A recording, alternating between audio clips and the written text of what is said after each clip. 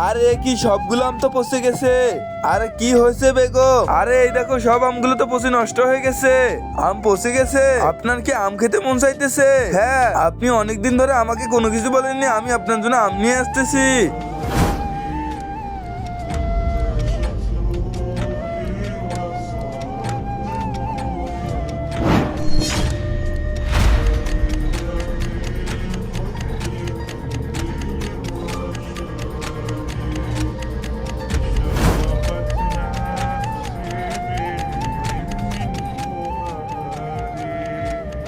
ভাই আমের কেজি কত?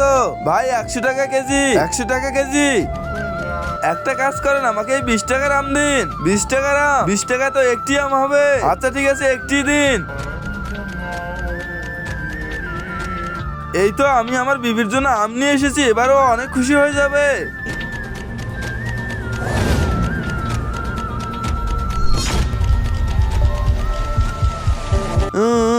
ভাই আমি 2 দিন ধরে কোনো কিছু খাইনি, আপনি কি আমাকে এই আমটি দিবেন?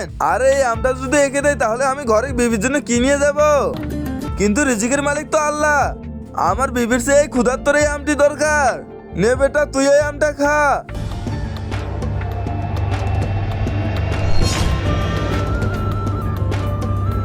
হা হা হা হা। শয়তান তুই?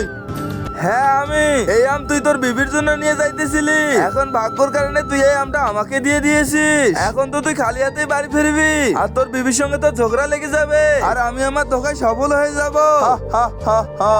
আমি তোকে ছাড়বো না। আউযুবিল্লাহি মিনাশ শাইতানির রাজিম। ধৈর্য ধরে রাখা ব্যক্তিদের সঙ্গে আল্লাহ সবসময় থাকে।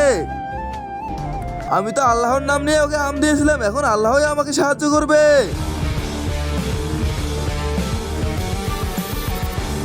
এবার তো বেঁচে গেছে, কিন্তু সামনের বার আর বাঁচতে পারবে না।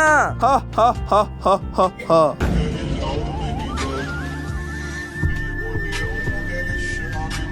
বেগম আমাকে ক্ষমা করে দাও।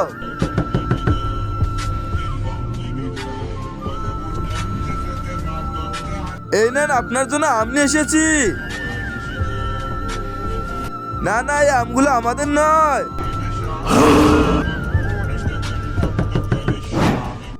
এ নিন আপনার জন্য আম নিয়ে এসেছি। ঠিক আছে। আপনি তো প্রথমবারে আমগুলো নেন নাই, কিন্তু এই আমগুলো কেন নিলেন? কারণ এখানে 10টি আম আর ওখানে 2টি আম। আর সবসময় মনে রাখবে আল্লাহ একটির জায়গায় 10টি দেয়। বন্ধুরা, শয়তানকে ঘৃণা করে মহান আল্লাহকে ভালোবেসে ভিডিওতে লাইক দিয়ে চ্যানেলটিকে সাবস্ক্রাইব করে দাও।